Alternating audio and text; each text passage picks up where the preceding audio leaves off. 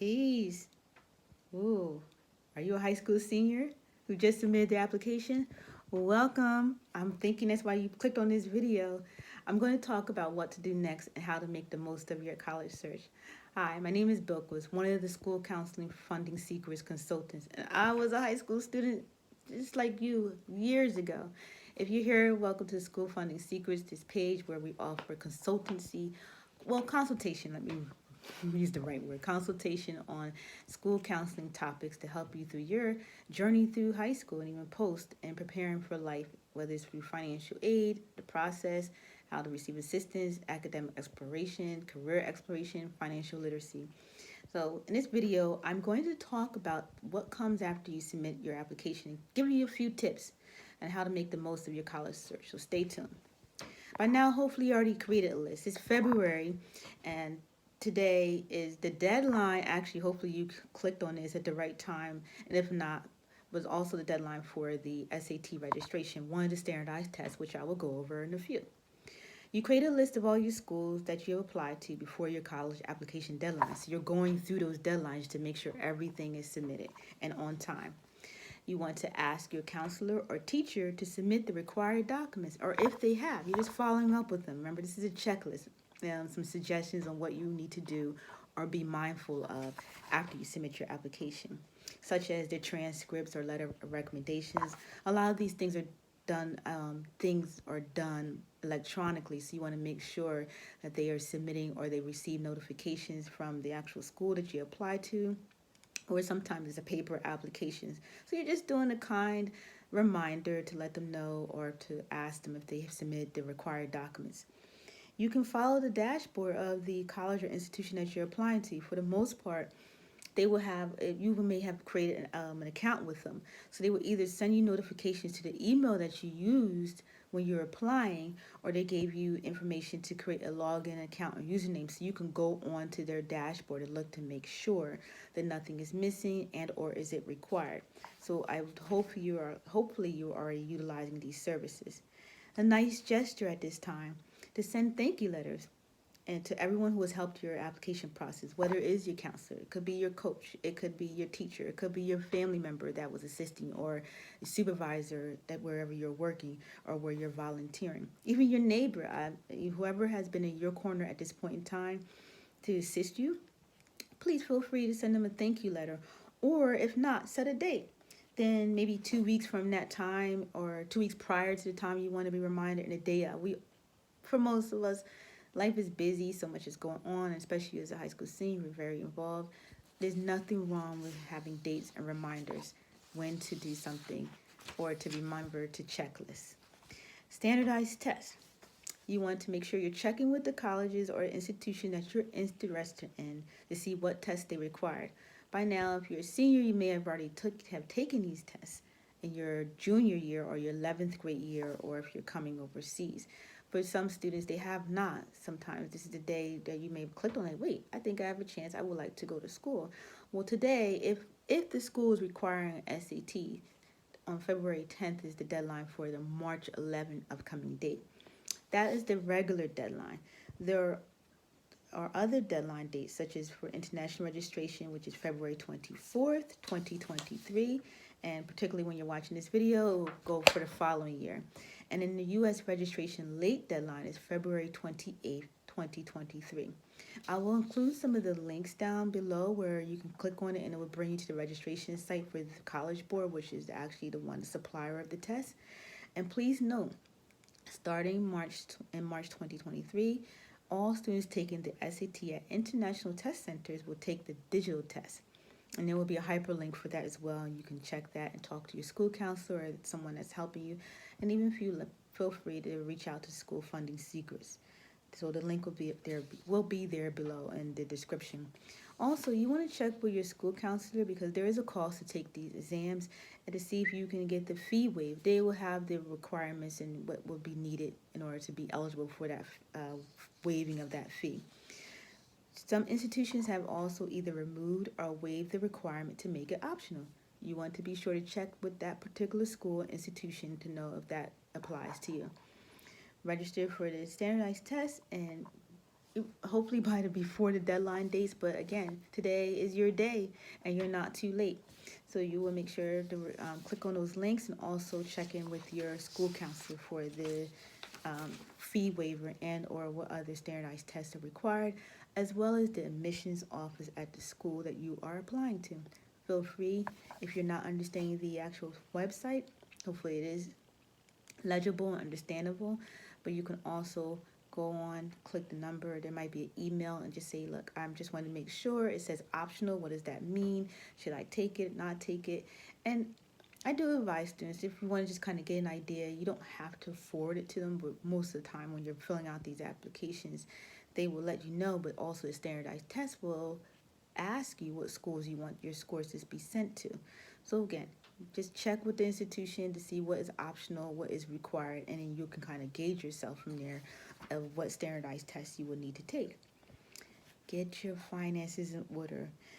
Normally, when I'm talking to students at younger grade levels, I'm asking them, what conversations are you having at the kitchen table? What I mean by that, besides your life goals, and hopefully you are having these conversations.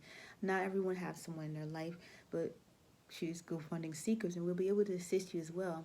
But for the most part, you want to start talking to your parents or that person that is in your going to be supporting you through this journey, this educational journey to pursue your degree, or going on to any type of opportunity after high school. And if there's a cost, how are you paying for it? So by now, you're already taking advantage of submitting your FAFSA, which stands for Free Application for Federal Student Aid. I emphasize free. The application itself is free, and there will be links below for the Federal Student Aid site to make sure you're not paying for the application. There's a difference between paying for assistance to fill out the application, but you should not be paying for the application itself. And I want to emphasize also that most schools and institutions will offer this help to you without a charge. A lot of schools across the United States, they work with the state institutions and they invite individuals in to do workshops and presentations to help you fill out this application, again, for free. So you don't have to pay anyone. If you choose to, then you want one-on-one assistance outside of these parameters of the free help, that is a choice of yours, but please make sure you understand that you do not have to pay for this service. Also, you may be going through waiting for verification. Some students, and this depends on the school and institution, what you submitted.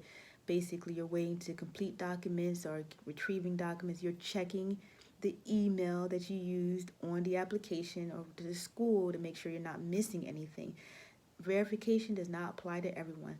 It basically means that the school wants to make sure they have the documents that match up with the information that you put into your application, or they have to do some verification and comparison across the information for accuracy. You could check with the school. You'll know if you have to do this, and you'll be selected. You'll get a notification. Remember, stay in contact with the school's financial aid department that you submitted your application to for consideration. I can't emphasize enough. Please make sure you're checking your email. Put dates on your phone or in your calendar to remind you to check back with them. If you still need to have a better understanding of the FAFSA process, the federal government has great videos. So feel free to check out their playlist for FAFSA Apply for Aid playlist. There's a link below. I'll make sure to include that. And I'm a spokesperson for federal aid government. I used to work in the financial aid department, so I know these videos are very helpful. And you can also return back here for School Funding Secrets, where I'll also have some videos now and even going forward that will also assist you. If you're ready to schedule a 1-hour consultation with me, you might need more specialized help, please feel free to click on the link, which will be included in the description, and we can set up some time to talk. Okay, making sure I'm trying to go slowly. Almost there. Hang in with me, please. Again, you'll contact your school counselor for any other resources. For instance, for scholarships, we're talking about getting your finances in order. There's money out there if you're eligible for it. My previous supervisor where I worked was federal aid. Financial aid is about need, not greed. Meaning there's a requirement based on what you can afford. And that picture looks different in everyone's mind. But there are also organizations that have created scholarships for students that are pursuing college or other opportunities. Check with your school counselor. They usually are a very good resource to have a list of applications for scholarships or a list of scholarships and grants from local community members. So they would, if they have not had workshops already, just follow up with them, put a date on your calendar again or on your phone to let them know or ask them what opportunities are out there that you may have overlooked. You can also check local employment opportunities for scholarship opportunities. If you're already working there or someone in your family or a friend, you can ask them, hey, do you know if, I'm just saying for instance, Target has any scholarships that they have available for students going to school or pursuing a certain degree. That's another part. If you're in college, also help first year college students. You may be already in school, or you can let your a person know or a sibling or someone else know that they're in school to check these different resources. Check local organizations, community fairs, your library. I love the library. I believe the library is one of your good friends, best friends as well.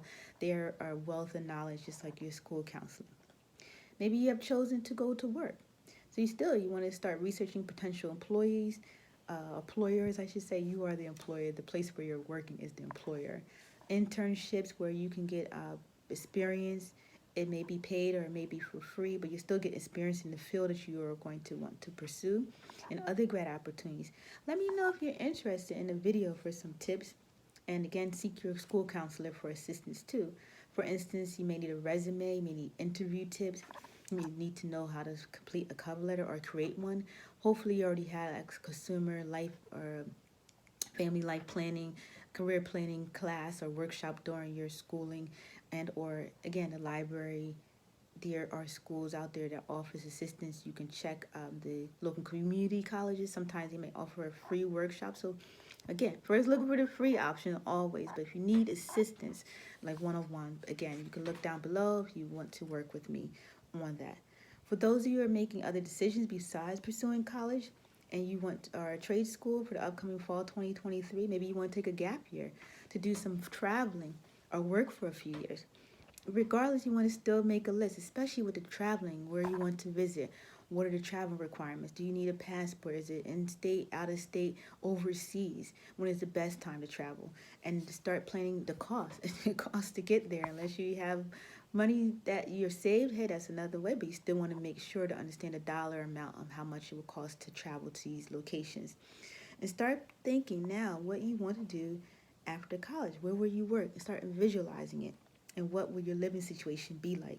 It's never too late. You found this video for a reason. Hopefully YouTube algorithms pointing you into this direction.